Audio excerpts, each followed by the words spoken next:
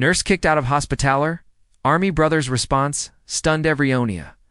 Nurse was kicked out of a hospital after she made fun of her manager. She didn't think he could do anything to her because she had seniority. But then her Army veteran brother responded. Amelia was working in the emergency room for over 15 years.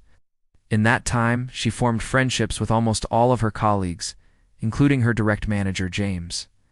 At first, Amelia liked her job, but lately things were changing. The new director wanted more from them, which meant longer shifts and less breaks. But what bothered Amelia the most was the fact that they weren't getting paid extra for their overtime. So she and her friends decided to take matters into their own hands. They would intentionally make mistakes in their shift handover reports, so they would have to stay longer. But this only created more tension between the staff and management. One day, James called Amelia in for a private meeting. "I know what you're doing," he said. "You're trying to force me to fire you so you can collect unemployment benefits. What are you talking about? I just want some extra hours. Don't play dumb with me. I know you and your friends are doing this on purpose." Amelia started to get angry. "Look, if you fire me, I'm gone now. Write a complaint letter, and you'll be out of here before you can say my name." James couldn't believe how arrogant this woman was. "You may have been here longer than anyone else, but that doesn't mean I can't fire you. If you're not going to listen, then get out of here right now." Amelia stood up and said, "Fine, whatever. This place is going to regret this." She stormed out of the office and back onto the floor where her coworkers were waiting for her. She told them what happened, and they all agreed that tomorrow they would call in sick and stand outside the hospital with a banner demanding extra pay for extra hours. The next morning, the staff arrived at the hospital carrying a large banner that read, "James is an unfair manager." They unfurled it in front of the entrance where cars had to slow down because of the traffic jam. When James arrived, he was stunned. He walked outside to talk to them, but they refused to go back to work until he agreed to their demands. As patients started to pile up inside, James knew he had to act fast. He pulled out his phone and called the police. "We have a group of people blocking the entrance to our hospital. We need immediate assistance." He then turned back to the staff.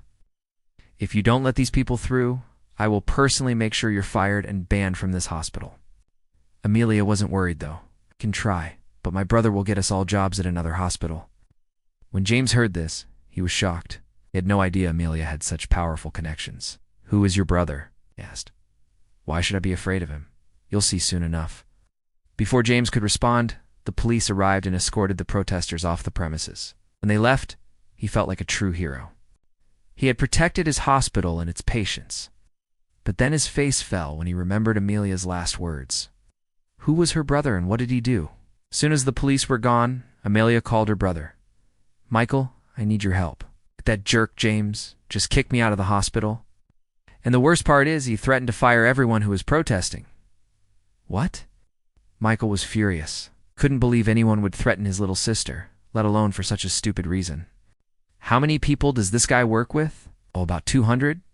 "Perfect." Michael thought for a moment. "Tell everyone to send me their resume. I'll personally make sure they get hired at one of my bases. But Michael, you work for the Army. They won't be able to work there. That's why I'm going to build them new hospitals." He dialed a number and spoke in a serious tone. "Get me General Clayton on the line. I have a project for him." Meanwhile, James was walking around the hospital, feeling very proud of himself.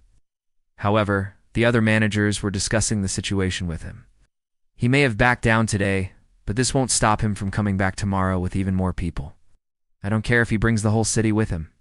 I will protect this hospital. James suddenly noticed his boss was staring at him. "Do you think I did the right thing?" he asked. "Of course not. You acted on your own. You could have been sued by those protesters. Luckily, you called me before taking any action because that's my job." James looked down in shame. "I'm sorry, sir. I didn't know what to do. Those people were putting our patients at risk. Well, you need to get a grip on yourself.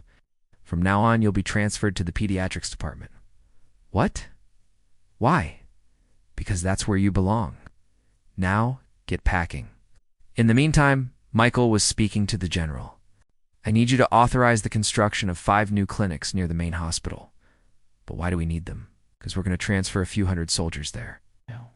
They'll live on base and provide medical services to the local community." The general thought for a moment. "Okay, I can approve that. But why do you need so many soldiers?" Dodd. It's a long story involving a crazy nurse and her friends. Oh, and also the military will cover all the costs. The general loved that. Deal. On Monday morning, James arrived to find a new group of nurses waiting for him. He knew they were the replacements, and he could unwait to tell them what a wonderful place they were joining. But then he saw the look on their faces.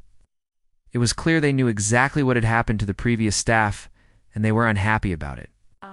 But before he could ask any questions, the chief walked over to him. James, I've got some news for you. You're fired. What? I've received multiple complaints about you from the new staff. Plus, you tried to get rid of a bunch of experienced nurses and replaced them with people who barely know the difference between a scalpel and a spoon. That won't happen again. You're dismissed with disgrace. James couldn't believe what he was hearing. No, I was trying to protect the hospital. Those people were picketing, and it could have gotten violent. That doesn't matter anymore. Get out of here before security escorts you out. Outside, James ran into the chief medical officer. Did you hear the news?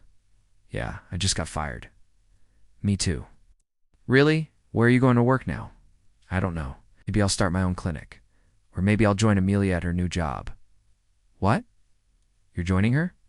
But she's the one who caused all this trouble. She even threatened me. I know, but she also offered me a job at her new hospital, and I accepted. It pays twice as much, and I get double the vacation days. The chief was shocked. You don't mean I quit and I'm joining her? After all this, Amelia's friends kept calling her a hero. You were the best, Amy. No one can replace you. Thanks, guys. Listen, I'm really grateful to Michael for helping me get revenge on that jerk, James. But I have to admit I miss my old job. Don't worry, sis. Michael's got connections everywhere. We'll find you something better. Then they all went to the new hospital for the first day. It was bigger, nicer, and had much better pay. When they arrived, they saw a large welcome banner hanging above the door. Welcome to our new hospital, where every patient is treated like family.